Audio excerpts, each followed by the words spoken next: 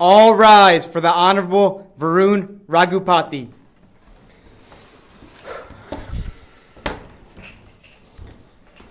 Welcome to the special web edition of Q's Countdown and the Countdown Courtroom. To my left, Christian Pedersen. To my right, Michael Tricarico. Okay, guys, 3 cases on the docket today. You will be the prosecutor, and you, my friend, are the defendant. You ready to go? Objection. You're objecting being ready to No, go? I'm ready. I'm ready. Right. Sorry. Okay, well then let's... I'm a little rusty. I haven't practiced law in a couple of years. Okay, well, let's see if you can get back on your feet today. Shouldn't be too hard, should it? It shouldn't be. Well, we'll see. Okay. First case. The Orange has been charged with being too talented. I'm going to have to argue that the Orange are guilty of this. Okay. And to plead my case, the Orange being too talented, they're kind of shooting themselves in the foot. They are showing everybody everything that they have right now. So it's not that they are... So you don't think the bench is as a secret weapon? No. I think that everybody knows all of their talent right now. What is this? No. No. You cannot be too talented. A team cannot be too talented. Present your evidence, good sir. This Syracuse team is blowing ranked teams out of the water. This is giving Syracuse confidence. Anytime a team is gaining confidence, a team playing this well is dangerous. This is the 7th game in. We're halfway through the season. Syracuse is blowing teams out of the water. This team is not too talented. So many weapons, and guys, the confidence that they're gaining is going to make this team even more dangerous. Come April and eventually May. All right. Well, we'll let the Orange slide. Now the next test is Notre Dame, and that's the first true road game of the year for Syracuse.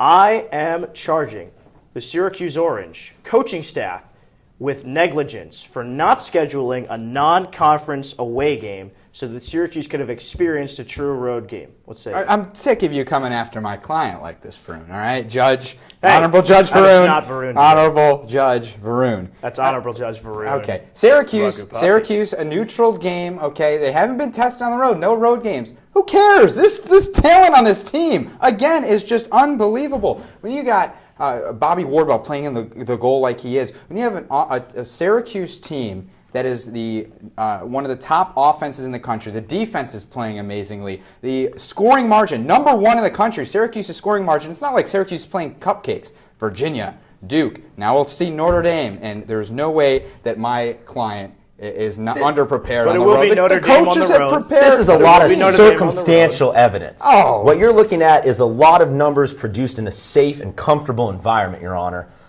John Desko has set his team Order. Permission to treat the witness as hostile. We're not going to go that far. You stop. I'm kicking out my courtroom.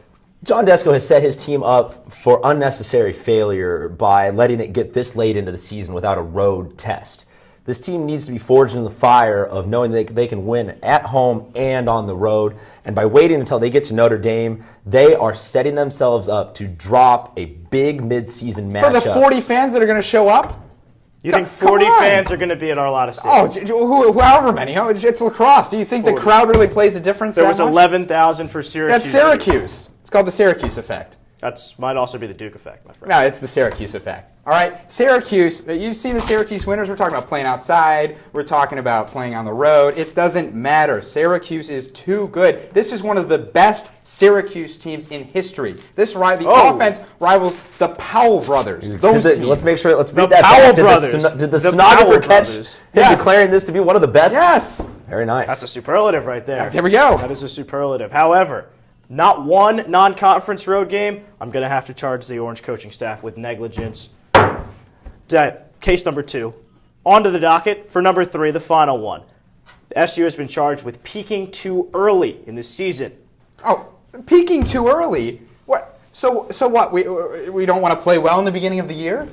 Syracuse peaking too early. They're only getting better. This Syracuse team started out strong and has only gotten better throughout the year. Beating a ranked Virginia team, coming off a big win against a ranked Duke team. People thought, oh, Duke's coming in. Oh, there's the end of Syracuse's perfect season. Duke's had Syracuse's number the last couple of years. Back-to-back national champions. Syracuse blew the defending national champions 2 years running out of the water.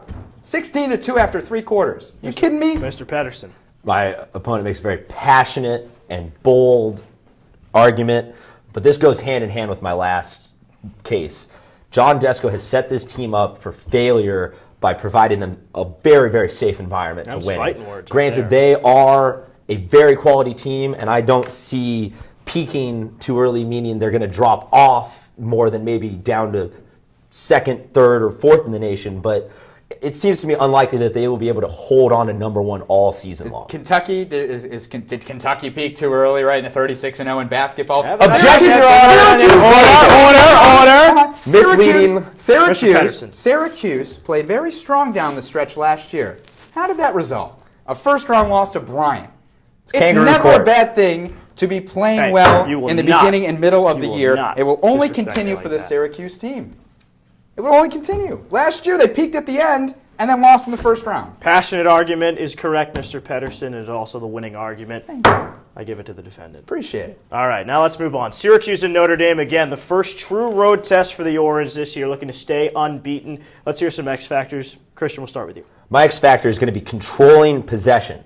This Notre Dame offense led by Matt Kavanaugh is very, very fast. They are a quick scoring team. They set up a lot of unsettled situations, and that's what Syracuse has to avoid. They have to match Notre Dame's speed by controlling the ball, slowing the pace of game down to their speed. Timmy Barber is my X factor. Came in for Randy Stotts, who's injured right now, probably won't play against Notre Dame. And Tim Barber came into that game, had a goal and an assist. He's got to play well for the Orange. A very inexperienced Duke team. Notre Dame's much more experienced on the defensive end. Barber was the 2014 National Junior College Athletic Association Offensive Player of the Year at OCC. Coming to Syracuse now, Tim Barber, if he steps up, that adds another dimension to this Syracuse team. And against Notre Dame, it's going to make all the difference. Well, Syracuse again with arguably its biggest test. It's 1 versus 2. Syracuse looking to move to 8-0 on the season. Do they do it, Christian? Yes. Syracuse wins this one 11-3.